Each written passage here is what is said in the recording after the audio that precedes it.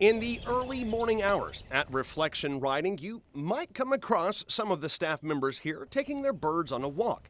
Though that may seem counterintuitive, the fact that injuries have rendered these birds flightless means their senses need to be stimulated in another way. So going for a simple walk for you and I down a path where, you see some really cool things, through his eyes, you're seeing a whole other world because the way bird vision works is totally different than the way human vision works.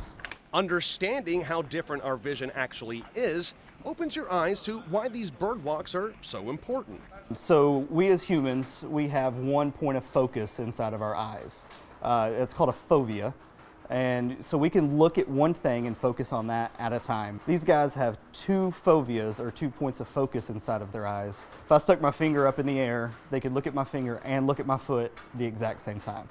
As opportunistic eaters, the ability to see two things at once is imperative. So they can be flying over a field and looking where they're going while also looking down to hunt at the same time. To see colors, we humans rely on cones in our retina. They are our photoreceptors. The retina of a human has about 6 million cones that, broken down, see red, green, and blue. That, of course, seems like a lot, but in actuality, it pales in comparison to birds of prey. They can see so many more details about the world around us than we can perceive. Raptors have the most highly evolved eyesight of all living organisms. They see on a spectrum of color much wider than ours. Many birds can actually see into the ultraviolet spectrum. So what that means, basically, things that we can't physically see when we look at stuff sticks out very bright to them. One thing that they actually use to their advantage is they can actually see urea, which is found in urine. So if they're hunting a rabbit and it's running across the ground, and it happens to urinate as it's running, they can follow that rabbit because they can see its urine trail. Their final trick is an enhanced ability to see things at a much closer time than humans. It's something called flicker fusion frequency, or FFF. Humans can see approximately 20 events per second. Thor and other raptors have an FFF of 80 events per second.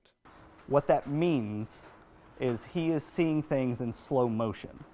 The best way to describe it is if you're watching a movie and you hit the pause button and still frame it, frame by frame by frame by frame, that's the way he sees life.